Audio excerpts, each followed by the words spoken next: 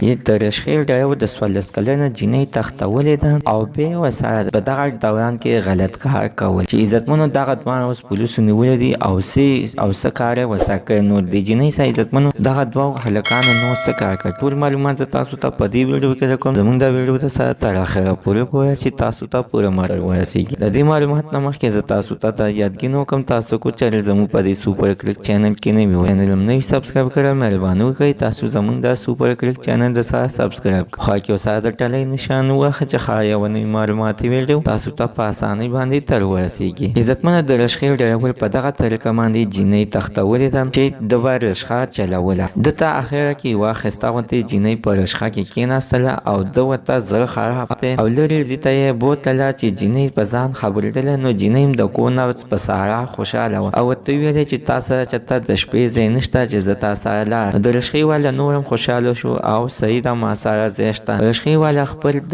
ښایست ته بوتله چې هلته یې بوتله نو د بل ملګری و هغه ته یې حواله کړه او ورته ویلې چې ما دغه شانتې جینۍ راوستې ده دا ته ځان سره خپل کور کې وساته ځکه چې ما سره په کور کې زنانه نشته. ملګري یې خپلې ښځې سره شریکه کړه او هلته کې کېنوله.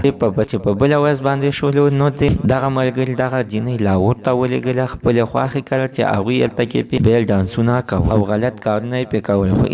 خو اوس عزتمنو څلور کسان پولیسو نیولي دي او دوی ته دې اخر کومه سزا ورکړل شي. نو ولې زموږ د سره نننۍ معلومات ته د دې څه پورې د نوي معلومات لپاره د سره زموږ د سوپر کلیک چینل د سره سبسکرایب کړئ. خو کې سره د ټلۍ نشان ووهه چې ښایي یوه نوي معلوماتي ویډیو تاسو ته په اسانۍ باندې تر ورسیږي.